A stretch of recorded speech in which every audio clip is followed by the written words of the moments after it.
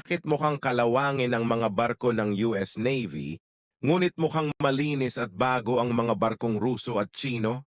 Hayaan akong magpaliwanag. Iniisip ng karamihan na ang kalawang na nakikita mo sa mga barko ng US Navy ay mga senyales ng pagtanda ng mga ito.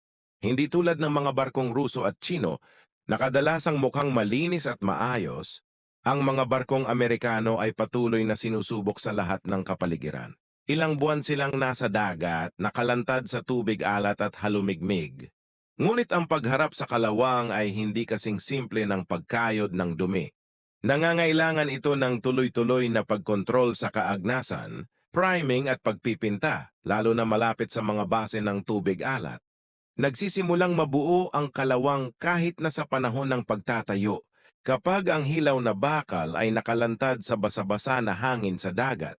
Kapag naibigay na ang isang barko sa mga tauhan nito, ang pagpapanatiling walang kalawang ay nangangailangan ng patuloy na trabaho sa buong buhay ng barko. Ang mga barkong Ruso ay palaging nangangailangan ng pagkukumpuni na ginagawang mas madaling panatilihing sariwa ang mga ito, habang ang karamihan sa mga Navy ay gumugugol lamang ng ilang linggo sa dagat. Ang mga barkong Amerikano ay maaaring i-deploy sa loob ng 6 hanggang 8 buwan, kung minsan ay mas matagal pa.